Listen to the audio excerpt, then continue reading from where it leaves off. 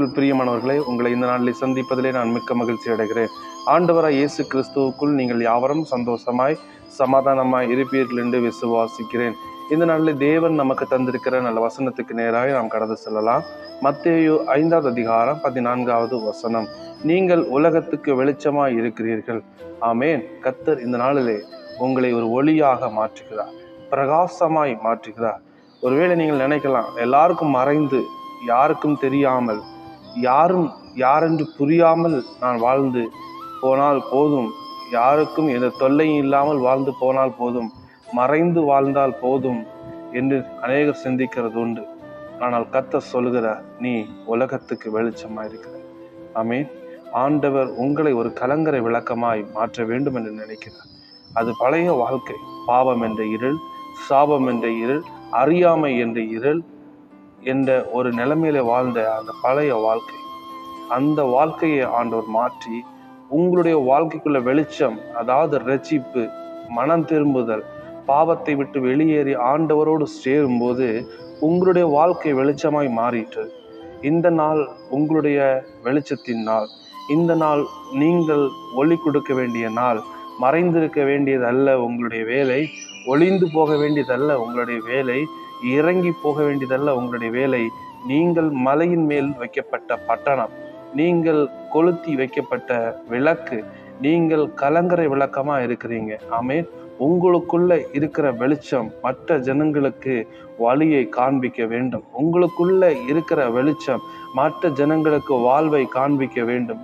உங்களுக்குள்ள இருக்கிற வெளிச்சம் மற்ற ஜனங்களுக்கு வாழ்வை கொடுத்தரள வேண்டும். அப்படிப்பட்ட ஒரு வெளிச்சம் ஆண்டவர் இந்த நாளில் உங்களுக்குள்ள வைக்கிறார்.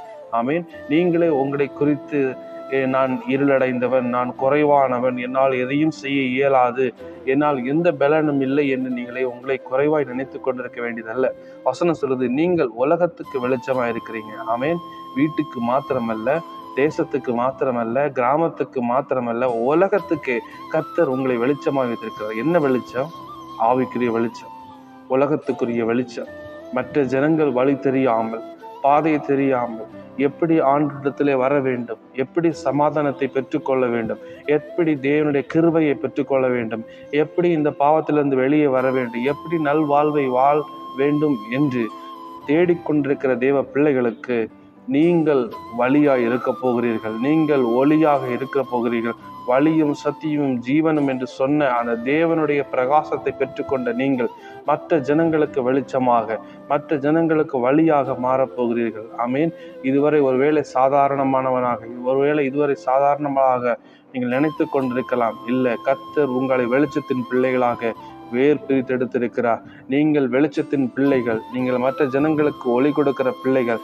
வெளி தோற்றத்திலே மக்கள் பார்க்கும்போது, உலகத்திலே பார்க்கும்போது ஒருவேளை ஒன்றுமில்லாதது போல இருக்கலாம். ஆனால் உங்களுக்குள்ள இருக்கிற பசுத்த ஆவி, உங்களுக்குள்ள இருக்கிற பலன், அது அநேக ஜனங்களுக்கு ஒளி கொடுத்து கொண்டிருக்கிறது, அநேக ஜனங்களுக்கு வழியை காட்டி கொண்டிருக்கிறது. ஆமேன்.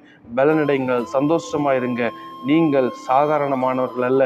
இந்த உலகத்துக்கே வெளிச்சம் கொடுக்கும்படியாக தேவன் உங்களை தெரிந்தெடுத்திருக்கிறார். சந்தோஷத்தோடு, உற்சாகத்தோடு, பலத்தோடு காணப்படுங்கள். இந்த நாள் ஆண்டவர் உங்களுக்கு சமாதானமாய், சந்தோஷமாய், வெளிச்சமானதாக மாற்றி உங்களை ஆசீர்வதிப்பார். ஆமீன்.